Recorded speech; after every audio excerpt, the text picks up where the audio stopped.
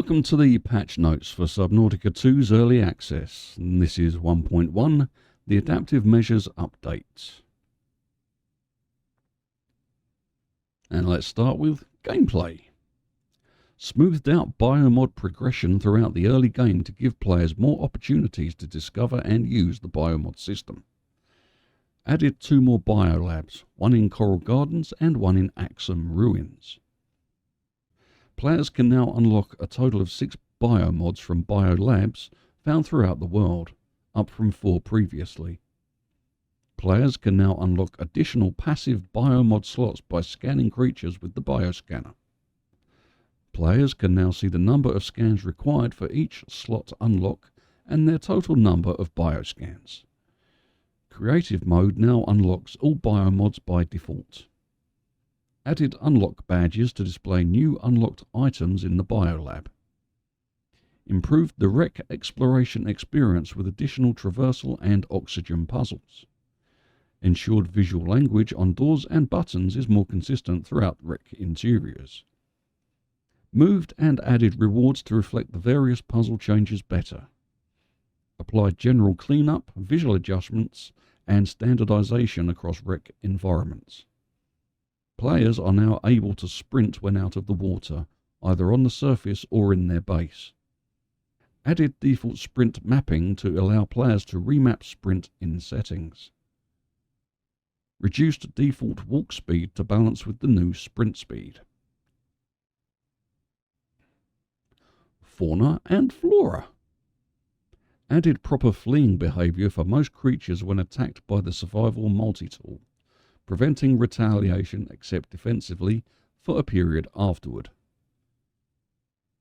Added a brief dizzy state for most creatures after being hit by the sonic resonator, preventing retaliation except defensively for a period afterward. Improved particle fish grouping when swimming in groups. Added missing scan data icon for periscopic clown crab. Added missing scan data icon for necrolay. Revised the creature naming and discovery system to align with the previous game. Improved bloom parasite behavior implementation and made it the primary encounter creature. Balanced the bloom encounter in Coral Gardens and Ruins areas to better align with game progression. Resources. Adjusted several resources to ensure they have the correct resonatable and breakable data. Applied additional silver updates in Coral Gardens. Added a silver hint dialogue line when near silver areas. Base building. Increased the max deconstruct size of bases. Addressed user experience issues with the vehicle dock and fabricator to improve placement, ease and clarity when the build area is obstructed or docking is unavailable. Changed the placement of the vehicle dock and fabricator to fit into smaller rooms and align with hatches and other base elements. Reduced the size of the vehicle dock platform and rails to require less space during placement. Improved the readability of placement ghosts when positioned behind objects or intersecting the water surface. Added additional feedback messages to clarify when the moon pool needs to be enlarged for vehicle fabrication or docking. Added a new storage base buildable that does not contribute to nearby crafting systems, allowing stored items to be excluded from recipe completion. Menus and user interface. Added a field of view slider to settings. So now everybody can stop asking. I'm hassling the devs. Come on. They've done it for you. Leave them alone. Added a Discord and support site button to the main menu. Reorganized databank entries with further UI visual and layout changes planned for a future update. Art and visual effects. Created a new art asset for the storage cache with previous in-game unlocks updated to use the new asset. Added the World Tree Relic decoration, seen in the trailer, as a buildable item. VFX indicating which objects are blocking deconstruction and building are now visible through walls. Animation. Improved third-person animation for players when on land. Added eye blink and eye tracking for players. Voice and narrative. Audio logs no longer autoplay, reducing confusion, especially in multiplayer, where different players could trigger them for everyone. Unlocked audio logs now provide a notification only and are added to the PDA, where players can replay them at any time. Replayed audio logs play only for the individual player and continue playing even after the PDA is closed. Improved the dialogue priority system to better determine which audio plays depending on context, ensuring higher priority callouts take precedence and preventing multiple audio lines from playing simultaneously. Additional improvements to the priority system are planned for future updates. Applied updates for text and voice over mismatches. Added a temporary radio sound effect to the new voice-over line related to Silver, with the final voiceover coming in a future update. Music and sound effects. Added music to the live podcast scene. Miscellaneous. Updated the save system to handle previously unlocked biomods. Improved performance and stability of the LivePod ride. Added a notice screen on Xbox for non-Game Pass subscribers when attempting to enter the multiplayer menu or join an online session. As a Game Pass subscription, any tier is required to play multiplayer. Added an option on Xbox to report other users in multiplayer.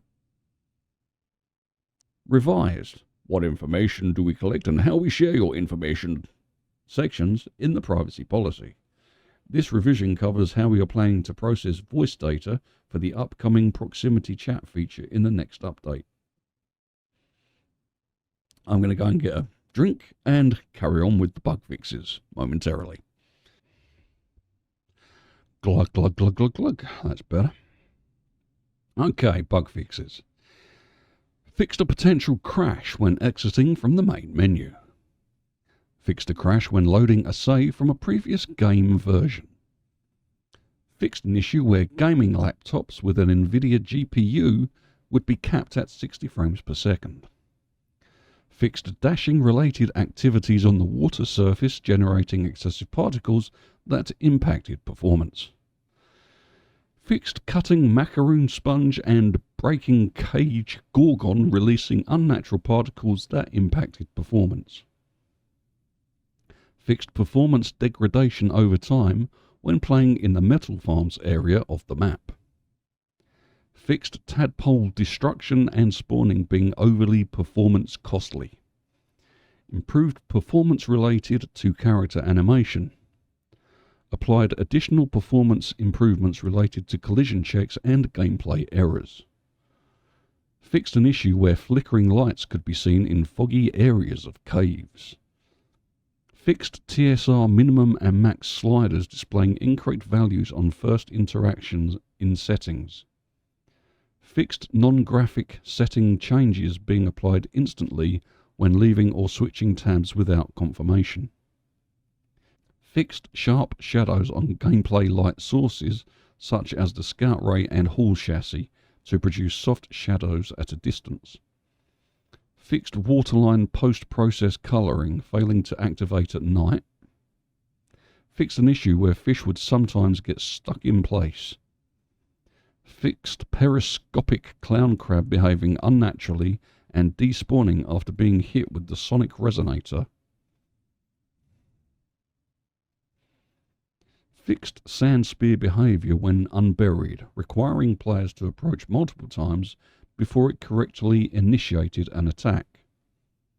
Fixed flash slug being listed in an incorrect databank category.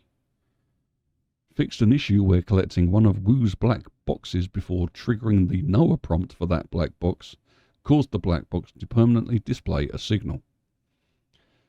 Fixed zone overlap checks being inconsistent, which could prevent the game from recognizing a player as correctly being in a room or near an object. Fixed the large power plant not fully glowing upon scanning. Fixed the sonic resonator missing its looping, resonate, VFX and audio. Fixed some items being incorrectly placed in the player's hand. Fixed the fabricator displaying as closed when interacted with from a distance. Fixed the dive elevator occasionally failing to extend.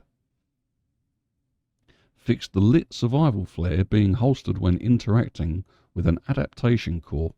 It is now discarded instead. Adjusted the position of a current that could cause player traversal issues, where the player would bump into physics and become stuck. Fixed gameplay being unpausable while certain menus were open in single player. Fixed water bottles reappearing in the crate after saving and loading the game. Fixed missing collision between the Scout Ray chassis fin and the character model. Fixed player tools clipping into the wall mount on the back of the tadpole. Fixed the tadpole spawning with zeroed rotation when created with the vehicle fabricator. Fixed docked tadpole shifting position after loading a save or after travelling far away and then returning. Fixed tadpole becoming uncontrollable for a player after picking up dropped equipment. Fixed the PDA not reacting immediately after interacting with the cicada dive suit in the starting area. Fixed the welcome center's NOAA message log audio overlapping with audio from other dialogue sources. Fixed several audio logs appearing non-functional after collection, if you travelled away from the collection location and then came back. Fixed players occasionally being unable to launch the life pod in the starting area. Well, they're doomed then, aren't they? Fixed an issue where pressing F8 to open the feedback menu during the life pod cutscene caused a game softlock. Fixed players jumping during the life pod cutscene, causing them to remain in the starting area after it ended. Fixed the life pod cutscene not playing correctly or heavily stuttering for some players. Fixed the life pod launch softlocking when the cutscene video file was deleted. Fixed starving, dehydration and dying effects triggering during the cutscene. Fixed the NOAA terminal being interactable from outside the life pod. Fixed several scannable items being difficult to scan. Fixed the spotlight object in tadpole pens not being scannable. Fixed an advanced battery part at a specific location not being scannable. Fixed regular resource nodes incorrectly displaying a requires sonic resonator tooltip. Fixed players being unable to scan bloom sap using the scanner tool. Fixed silver nook resource pickups using outdated logic and art. Fixed 2 copper nodes overlapping each other inside the cave near the old habitats. Fixed a missing PDA notification pop-up upon scanning Troylight. Fixed the sulfur resource not being detected by the scanner station in one of the heat zones in the overgrown ruins. Fixed the quartz crystal node on top of the broken piece of coral dome in the shallows area not being gatherable. Fixed an issue where the Shiver Leviathan wouldn't attack non-host players in a multiplayer game. Fixed a water slug being unpickable due to feather kelp being placed in the same spot under the life pod cave. Fixed fish randomly becoming stuck in one position and unable to be picked up. Fixed several freesia flowers being misplaced in the overgrown ruins area. Fixed jellies and surge jelly showing the same image in the databank. Fixed Lucifer rot sacks databank entry being listed under the tunics section instead of rot sacks. Fixed an issue where placing a macaroon sponge in a grow bed would cause network issues for non-host players. Fixed players without pressure tolerance being able to pass through the starting area scan if the host with the adaptation was scanned alone, causing issues for those players once on the surface.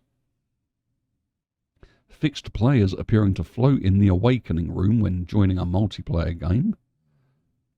Fixed grow bed freesia flower size displaying incorrectly for players after rebooting the game.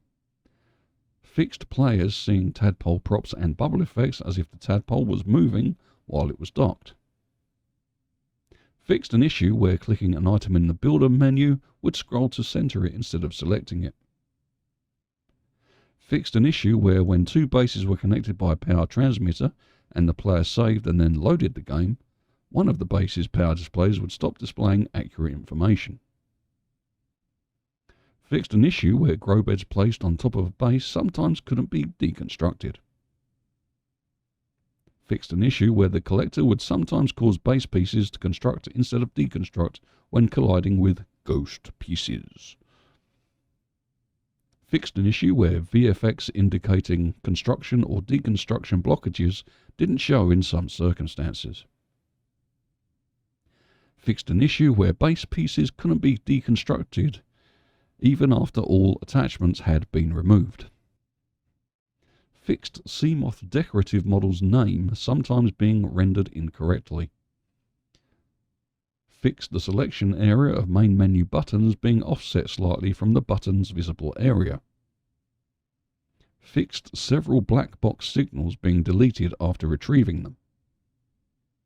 Fixed signal text box focus being lost when another player edited the signal. Fixed inconsistent colouring of save game mode text between save slots and the create new game page. Fixed keyboard input not being recognised after selecting a text field with a controller. Fixed icons remaining visible during the respawn black screen and after reprinting. Fixed user interface options in settings menus appearing misaligned. Fixed language changes not being reflected in the language option text box. Fixed battery terminal unlock progress being missing from the in progress category after scanning its first part. Fixed the progress bar for downloading a cloud save game being hidden on subsequent downloads. Fixed collapsed blueprint categories expanding again when switching menus in the Fabricator and Builder tool. Fixed the close prompt not displaying the prompt key in the report user content window. Fixed specific text appearing at an inconsistent size compared to other elements in the Habitat Builder tool. Fixed underwater blur being enabled even when toggled off in settings. Fixed jittery movement when scrolling through settings menu on handheld devices and controllers. Fixed an issue where handheld devices would display mouse and keyboard input buttons when first launched. Fixed an issue where profanity filter setting would default to on at the start of each game session. Fixed players being unable to unpin biomod recipes once unlocked. Fixed the camouflage biomod not working correctly when stationary on the surface of the water or attached to a tadpole. Fixed biomod icon borders not displaying correctly. Fixed the player character animation displaying incorrectly when swimming above assets placed close to the water surface.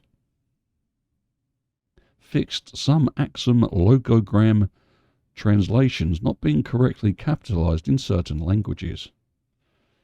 Fixed pin recipe text overrunning the text field in certain languages. Fixed incorrect translation of the prompt when loading a multiplayer game save in certain languages. Fixed an issue where key bindings in some languages were truncated. Fixed an issue where character names were cut off in some languages. Fixed keyboard icons not displaying correctly on the Windows Store platform. And those are your Subnautica 2 Early Access 1.1 Adaptive Measures Update notes. Thanks for listening, thanks for stopping by, take care of yourself, have a great day, and I'll see you on the flip side for another video with me, Agent Lonergan.